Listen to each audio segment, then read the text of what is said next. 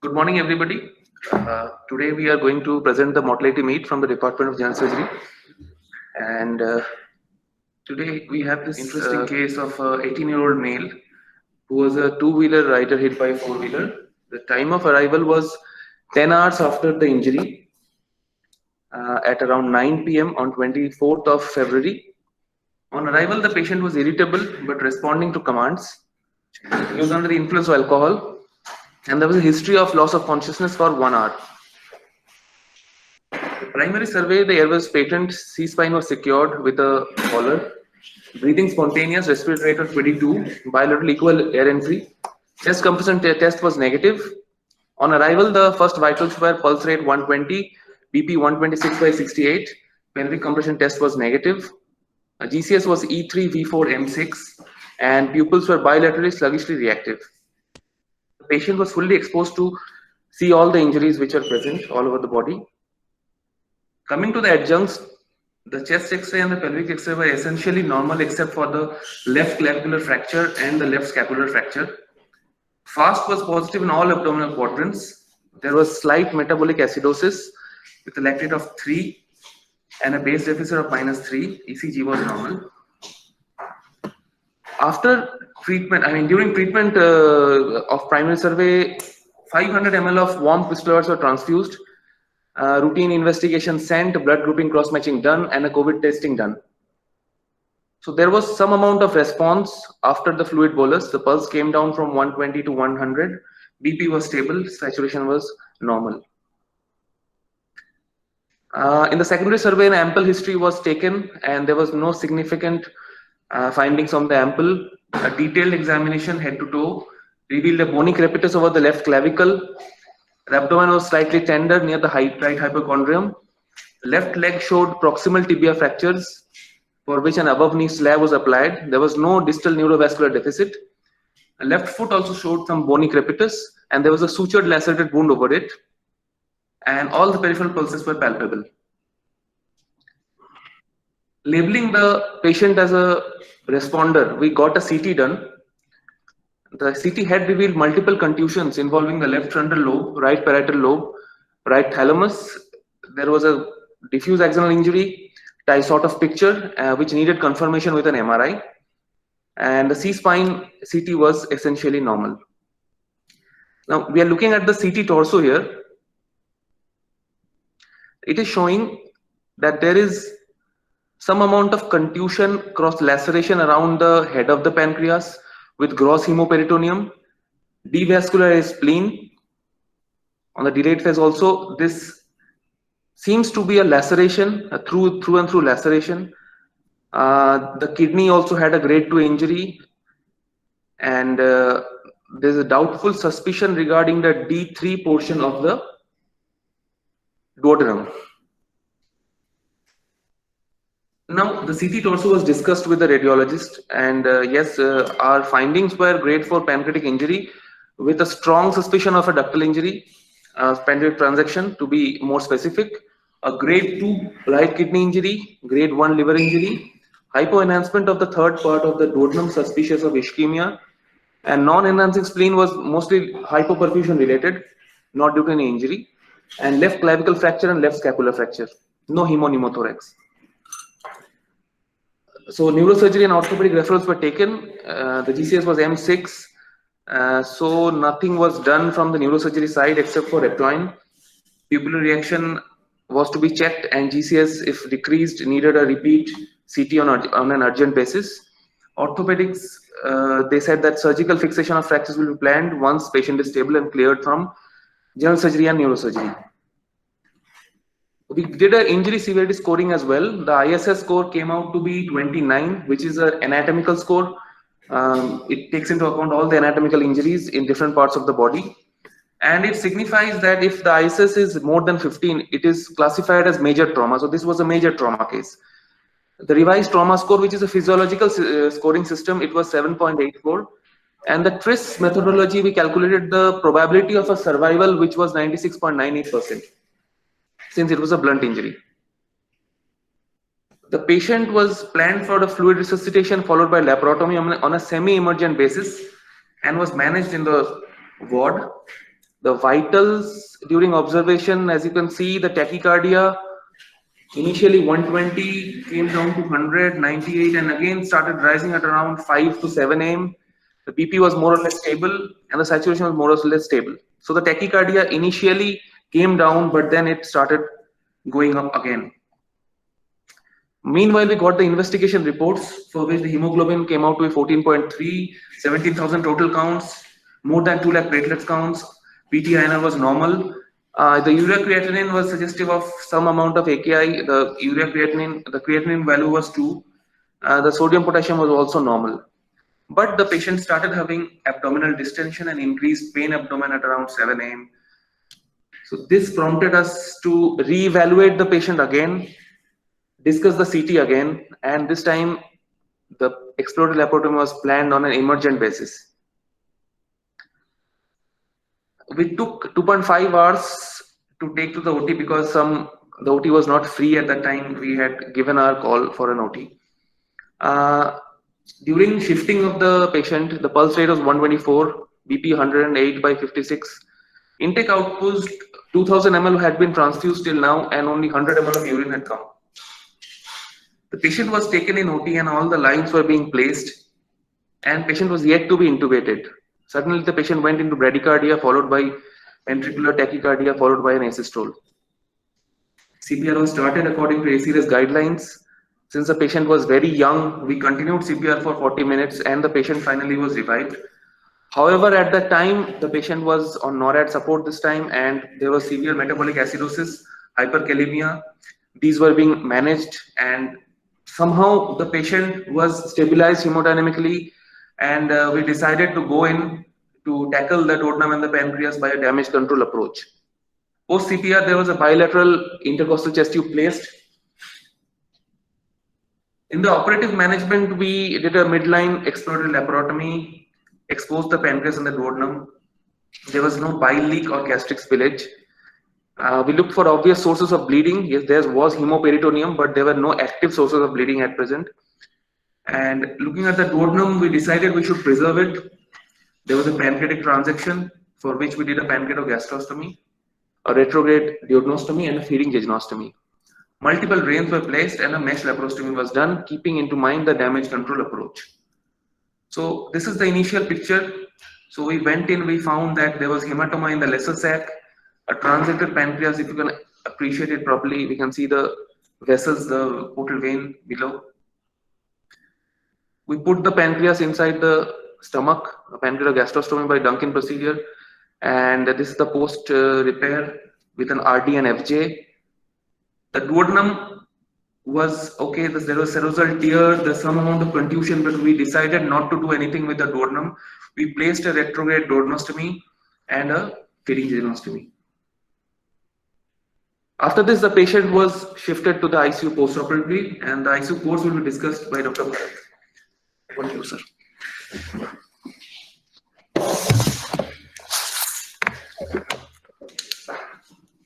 Good morning, all. So we received a patient on 25th of Feb at around 7 p.m. a post-op case of polytrauma who has undergone definitive surgical correction in a post-CPR status with AKI, metabolic acidosis, and dyselectrolytemia. He was received from OT on transport ventilator, on assist control mode with 100% oxygen and NORAD support of 13.4 micrograms per minute. His vitals included heart rate of 130 per minute, blood pressure of 110 by 60 mm of Hg, and saturation of 100%. His pustules were bilaterally dilated and non-reactive. Prior to this, the preoperative events were noted that included bradycardia followed by VT and asystole in 40 minutes of CPR.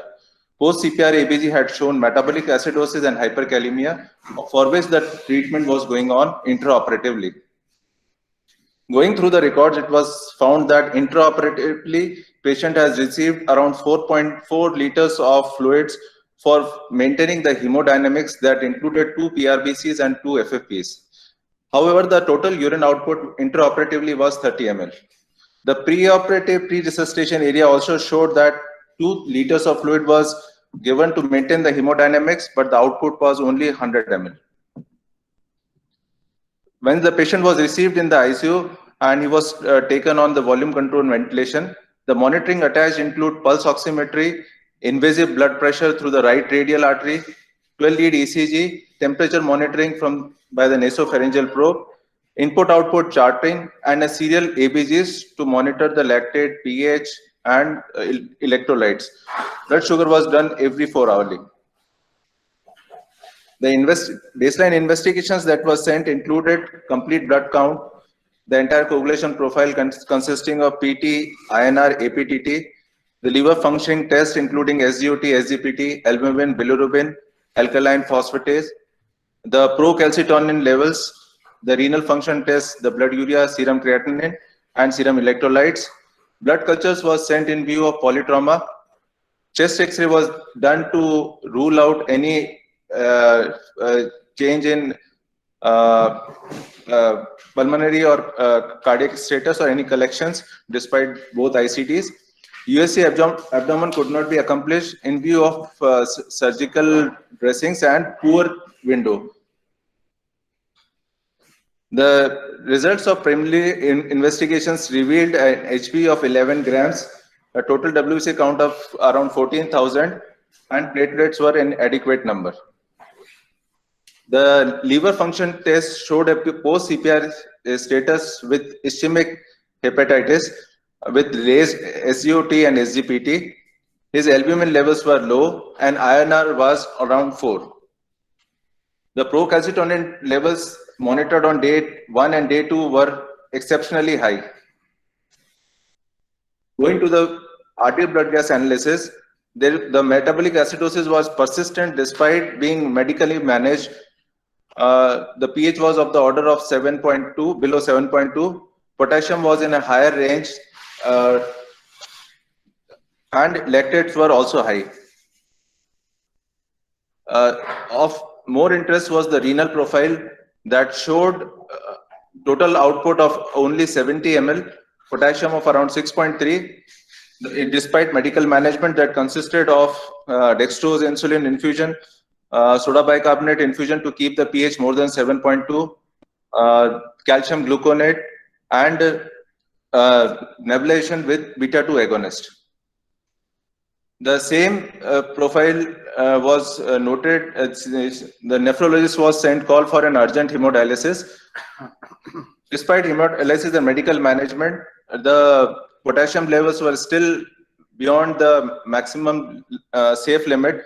And on the next day post-dialysis also, the potassium level was around 5.8. The medical management in the ICU consisted of empirical antibiotics like meropenem. The IV fluid resuscitation was going on as per the nephrologist's advice.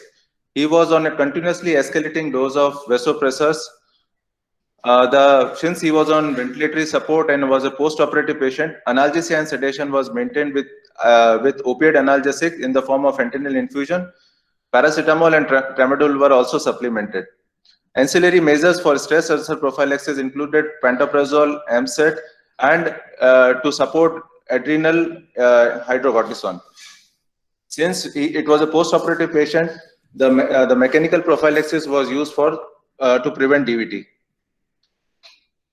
Despite the medical management and dialysis, the hyperkalemia was unresponsive, and the net output was around 120 ml only. This all finally patient again went into VT and VF that could not be cardioverted or did not respond to defibrillation. At around 1:20 AM on 27th, the patient collapsed despite all our efforts and following the AHA guidelines for resuscitation.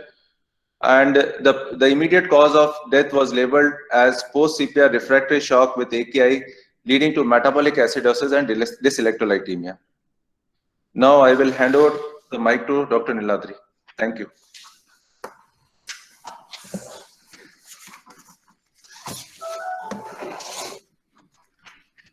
Thank you, sir. Coming to the discussion part, we would like to highlight some important points regarding where we did well and where we did not do well. So where we did well first, so we managed the patient according to ATLS protocol. The ABCD approach was applied. Primary survey fast was done urgently. immobilization of the limb fractures were done in the emergency department itself. And then after stabilization, a CCT was done, and injury severity score, the prognosis, everything was explained. We were in continuous conversation with the relatives, and a multidisciplinary approach to the management was taken, involving neurosurgery, orthopedics, anesthesiology and critical care, radiologist. Now, there are certain points of improvement in this case, which we would like to discuss in details. Mainly, we have divided it into 4 points. One is the pre-hospital care. One is the concept of 3 delays. I'll be discussing it in detail. One is the resuscitation in the ED and the preoperative phase. And regarding the surgery, whether it was damage control or a definitive. Now, if you look at the case properly, there was a 10-hour delay in the pre-hospital phase. 11 a.m. time of injury, 9 p.m. time of arrival. In between, he went to some local hospital. I won't name the hospital. They gave him just 2 liters of crystalloids. They sutured the lacerations and referred him. Apart from this, they did nothing. There was a history of LOC for 1 hour. Now, this is the plight of a trauma victim in every part of India, where physicians with no training in trauma are keen to transfer the patient because it is a medical legal case and refer them to any government hospital nearby. They have no idea whether that patient needs that hospital or not, whether that hospital is capable of dealing with that patient or not. Again, whatever vehicle they use for the first transport from one hospital to the second hospital, that ambulance does not stay with him. He just drops the patient and goes away. So in 70% of referred cases, there is a second vehicle which is transporting the patient from the second hospital to a third hospital. In the same study, they have mentioned that the intervention at referral centers is mainly documentation, X-ray and suturing. This is the major amount of intervention done at those centers. There is no mention of a resuscitation. So the resuscitation starts only after the patient has come to a proper center, which is generally much more in case of referred case, and the time to arrival in a referred case is much more than if the patient comes to us directly. So the road traffic injuries were responsible for 82% deaths in this study, and they said that the mean delay from the time of accident to admission was 14.9 hours. Mean distance traveled was 30 kilometers. You can imagine the same had happened to our patient as well in the pre-hospital phase. This is a systematic review on identifying the barriers of out of the hospital emergency care in low and middle income countries, in which we are also a part. And they said that yes, there are many factors: lack of skilled pre-hospital care persons, mostly done by lay persons like police people. They take the patient from one hospital to the another, and there is no uniform access phone number for emergency medical services. We dial the police 100 to bring our patient to the hospital. So there are a lot of papers on pre-hospital care and how we should improve it in our setup in LMICs. But the fact remains that even if there was a good pre-hospital care, would we be able to save this patient after the patient has come to the hospital? So we are now dealing with in-hospital care. Our in-hospital care is not up to the mark, so that we can question the pre-hospital delay. This study showed that there was no influence of pre-hospital delay on the overall survival. Coming to in-hospital care, we caught up some audit filters like time of injury, time of arrival to hospital, time to city. Time to city is 1.5 hours, which is good enough. But time spent in ward before OT is 7 hours. Time to OT after the patient treated is 2.5 hours. These are the areas where we are delaying. That is the main cause of delay. So even if there is a 10-hour delay in pre-hospital care, there is also some in-hospital delay as well. So WHO, they tried to find out the types of delay, and they identified that delay 1 and 2 are mainly due to pre-hospital care. But the delay 3 is in-hospital care. After the patient comes to the hospital, are we delaying the patient for appropriate treatment or not? So WHO came up with this model for emergency health, which was taken from the maternal mortality guidelines. And they also identified the 3 delays in case of emergency healthcare. There is no ideal time in case of low middle income country. It depends on the setup of the emergency department. However, there are international standards in high income countries like England and Australia, the ideal time to CT, they have said that ideally within 30 minutes, maximum 60 minutes. We are good off with 1.5 hours is good time to CT. Time to OT should be 1 hour, within 1 hour of attendance. There we are facing a problem. So just to mention the NHS standard contract, they have said that there should be a 24-hour fully staffed dedicated operation theaters, immediate CT within 60 minutes, available of intervention radiology within 60 minutes, all emergency surgeries with the presence or involvement of a consultant surgeon, and immediate access to HDU or ICU. Similar are the QI indicators in case of the Scottish group. If the patient is having AIs greater than 3, hypotension, it needs to go to the laparotomy within 1 hour of attendance. So there is a problem with decision making also, and it is because we are engaged in a lot of things at the same time. We forget to think physiologically and we try to think anatomically. We always try to think of the injuries per se. There is a tibia fracture, there is a head injury, there is an abdominal injury. We are not thinking of the physiology. The physiology has to be thought out. What is going on with the patient, whether there is an AKI or not. The surgeon should be involved in the physiology as well as the anatomy of the patient. There should be application of damage control, resuscitation and surgery. And there should be a proper priority list. Which patient needs first surgery and which patient can wait. There's also an impact of environment. There's also an issue of managing in limited resources and limited manpower, a different cultural behavior, different schools of training. So these are all the factors which are affecting the minds of a surgeon in case of a complex trauma patient. So the third point is resuscitation in the ED. We gave 500 ml of crystalloids. The pulse rate came down from 120 to 100. We labeled the patient as a responder. However, if we see the ATLS classification of shock, the presence of tachycardia means class 2 shock, but that also means that we have to look at the base deficit. We also look at the lactate levels also well and the urine output. So this patient, probably he responded to fluids, but probably he went on to be in the class 2 shock even in the ward. So we should have continued resuscitation, probably with blood, probably with more crystalloids, and look at the urine output, look at the ABGs to confirm that the base deficit has decreased to -2, less than -2. The fourth point is damage control versus definitive surgery.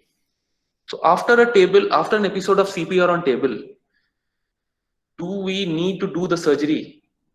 Now, the controversy here is, even if you are going for a damage control surgery, it mandates the control of contamination. It is not due to the pancreatic injury that we wanted to go in. We wanted to go in to look at the duodenal injury, because a duodenal injury will cause bile leak, and that is a lot of contamination. The patient will go into septic shock and ultimately die. So we had to have a look at the duodenal injury. And once we opened that area, the pancreas was transected in front of us, and we went on with the pancreatic pancreogastrostomy as well. So looking at the surgery, we took around 2 hours. Ideal time is 45 minutes to 1 hour. But once we went into the area, this was the minimum we did, and we think we are good enough. This we should have done. Probably doing a pancreatic resection would have taken the same time, because it was the whole of the pancreas. It needed to be preserved. So we did a quick pancreaticogastrostomy. There was no obvious source of bleeding. We did a laparostomy as well, conforming to the damage control rules. So if we review what are the treatment guidelines for the pancreatic injury and the duodenal injury, we have some guidelines from the WSCS and the AST. We also have some recent guidelines published from the Indian scenario by the ISTAC, and they all say that damage control is recommended for hemodynamic unstable patient and definitive operative management for a stable patient. Now, choice of reconstruction may be PG or a PJ. There's multiple injuries associated, and pancreadotonectomy can also be done if it is a destructive injury. So PG was not that bad in this case. We were conforming to the guidelines, but probably just putting in a drain and coming out would have been a good option, retrospectively thinking, but we don't know. We had a mortality, yes, but so is the mortality rate from India. 21% is the mortality rate within 30 days as per four center study from four big hospitals in which AIIMS Delhi was also a part of it. So it was 21.4% 30-day in-hospital rate and 7.3% within 24 hours. When we classify the trauma mortality, it is according to the trauma quality improvement guidelines given by the World Health Organization. They have defined it in four types of mortality. One is a preventable, one is a potentially preventable, one is non-preventable, and another one is a non-preventable, but in which the care could have been improved. Now, preventable is like we have grossly missed something, grossly missed intubating the patient who had a compromised airway. Potentially preventable are injuries which are otherwise very severe.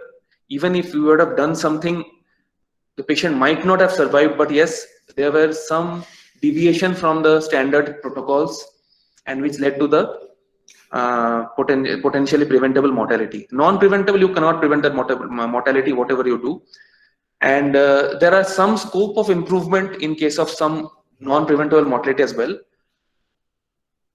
So again, learning from all these experiences in India, we find that most of the injuries in India come into the potentially preventable category because of lack of protocols at hospitals.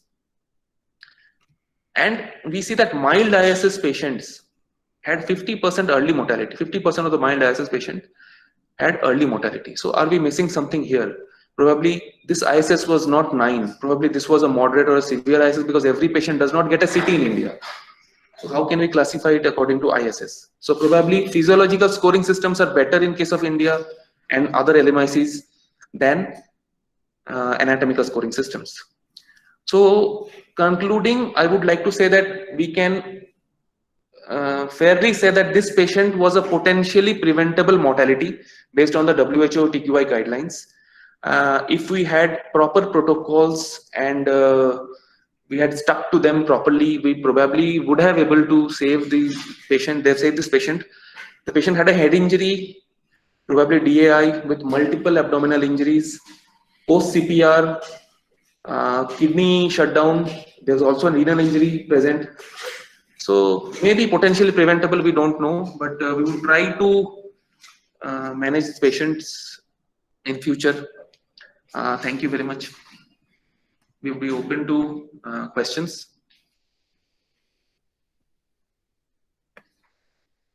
How many people are attending?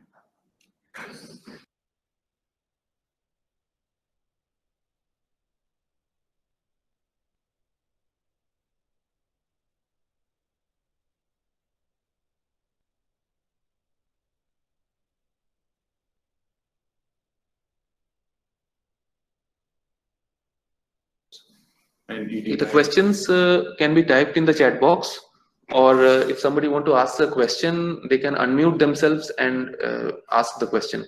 Yes.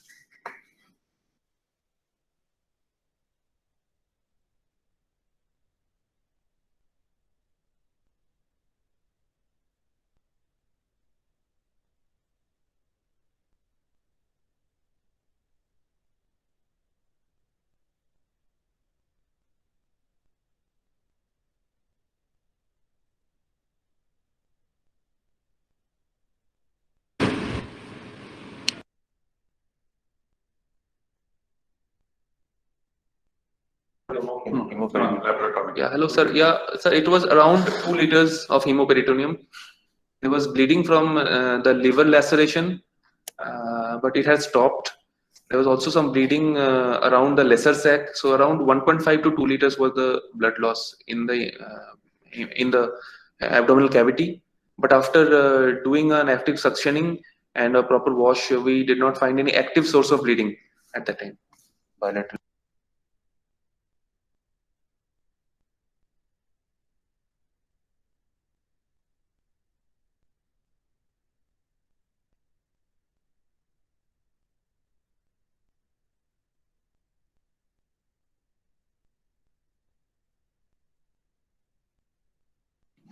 Okay, retrospectively thinking, in a very sick patient with a perforative peritonitis, we can go for a percutaneous drainage, and when the patient stabilizes, we can go in for a laparotomy. We have done this in very debilitated patients who cannot undergo a laparotomy. Yes, retrospectively thinking, we can do that percutaneous drainage, but in this patient, we had the patient on table. There was a need for a damage control and look at the duodenum.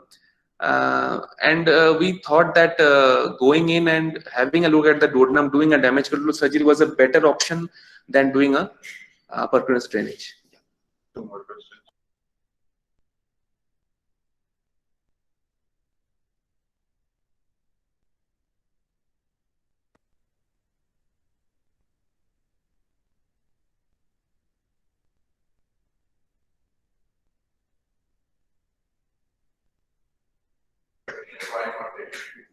So strict urine output monitoring started from the emergency department itself, mainly in the ward, and we gave him some 500 ml of fluids in the emergency, followed by 1.5 liters in the ward. And the urine output, if you look at the early urine output, it was very less. In the 7 hours of ward stay, it was only 100 ml. And yes, the patient should have been taken to a HDU pre-op itself. That is what we can say from retrospectively. Probably shifting into the ICU or the HDU before the surgery would have been a better option than taking him to the ward. Regarding Subhash sir question, any oral contrast leak for duodenal injury? So we got a CT done initially which showed some signs of duodenal crush. The wall was not enhancing, and there was a definite pancreatic transaction, as we can see on the CT. Now, anyway, we would have gone in and done something for the pancreas. That is what we thought. Grade 4 pancreas needs a lesser, I mean, either a resection or a pancreaticogastrostomy or duodenostomy. So why not go in and look at the duodenum and the pancreas together? So we did not get an oral contrast for the duodenal injury initially. Do we have a role-defined team approach? What's the question? Do we have a role-defined team? Yeah, right. So we have a trauma team in the emergency department, which manages the initial resuscitation of the patient and gets the CT done, and a consultant is also involved in that part. We also have an operating team and a ward team. So there are 3 teams. One is in the ward, one is in the operating team, and one is in the emergency. And everything is being coordinated in a very a nice way. If the information is being passed from one person to another, it may be a little bit. I mean, we can have a trauma bay probably that would have managed the patient better if we had taken the patient to a trauma bay, and a dedicated person would have been sticking to that patient properly. Like, we have some trauma residents now who are doing that. We have started doing this in a more refined manner. So one person is there with the patient always and having a look at the patient always. It is not multiple teams who are coming into the picture. So yes, a role-defined team approach is there, but needs to be refined to give better outcomes. It's a very nice presentation, Niladri. I just wanted to stress that if somebody is definitely placed for calculating fluid which is being transfused to the patient, particular patient, one person is wholly responsible for the putting lines and other resuscitation part, then probably we'll have a track of how many fluid we have given, how much which lines are secured or not as per protocol, and we know that when patient is deteriorating or when he is improving. That's what I want. Role of each team member should be defined in every shift, so that they can do and embark on as soon as a trauma patient lands in emergency. Thank you, sir. Yes, sir, you have rightly said what we wanted to say, that we need a proper trauma team with a trauma team leader who is managing the patient overall, and he's instructing the other persons that yes, you look at the airway, you look at the lines, you look at the urine output. Yes, there should be such an approach. We are gradually coming into that picture. The trauma scenario is getting better with every passing day, and surely we'll not have these kinds of glitches in the future. Yes, we had some glitch. So the whole purpose of the presentation is like, this is a potentially preventable mortality which we, with a proper team approach and with a stricter monitoring, we could have saved this patient. Yes, thank you for pointing it out. We need a proper trauma team with a trauma, and that role should be defined on everyday charts, that today's trauma team leader is such and such, today's trauma airway manager is such and such, lines manager is such and such. The team should be defined for the day. Yes, sir. Thank you, Niladri. Yes, and trauma emergency here in AIIMS is in right hands now, I believe, and you identified causes, and you correctly labeled that is a preventable death. That's one step ahead where we reach a goal. Thank you so much. Sir, the cause of collapse of the patient is what we have discussed, that the resuscitation was not adequate. We had labeled the patient as a responder, but this patient was basically a transient responder with an ongoing shock going on inside the abdomen. Another cause was there's a pancreatic injury. It was causing sequestration of the fluids into the third space. So that further caused a decrease in the intravascular volume. So both of these things were going on simultaneously, and it was a long delay before the surgery. So I think there was metabolic acidosis at the time of presentation as well, and all these causes, multiple causes. Probably there was a myocardial compromise as well due to the metabolic acidosis, and he gave us some time, but suddenly, because a young patient, he suddenly collapsed after some time. He was trying to keep up with all his reserves, but just at the time of, just before induction, before the intubation part, he just collapsed.